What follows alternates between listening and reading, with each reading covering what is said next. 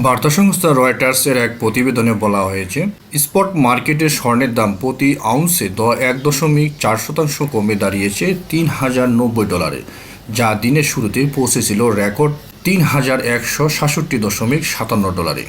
আর future মার্কেটে স্বর্ণের দাম প্রতি আউন্সে 1.7% কমে $3,111.40 বেচাকেনা হচ্ছে। এর আগে বুধবার ওয়াশিংটনের স্থানীয় সময় বিকেল 4টায় হোয়াইট হাউসে এক সংবাদ সম্মেলনে ট্রাম্প বলেন, কয়েক দশক ধরে আমাদের দেশকে দূরের ও কাছের বন্ধু ও শত্রু নির্বিশেষে বিভিন্ন দেশ লুট করেছে, ধর্ষণ করেছে এবং ধ্বংস করেছে। বিদেশি মেথররা আমাদের এক সময়ের সুন্দর আমেরিকান স্বপ্নকে ছিন্ন বিচ্ছিন্ন করে ফেলেছে।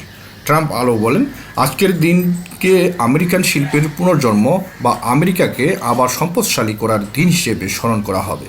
বাণিজ্যের ক্ষেত্রে কখনো বন্ধুর শত্রুর চেয়ে খারাপ হয়। এক বিবৃতিতে মার্কিন প্রেসিডেন্টের সরকারি বাসভবনের পক্ষ থেকে বলা হয়েছে, যেসব দেশের পণ্যের ওপর 10% শুল্ক আরোপ করা হয়েছে তা কার্যকর করা হবে আগামী 5 এপ্রিল যুক্তরাষ্ট্রের স্থানীয় সময় রাত 12:01 থেকে।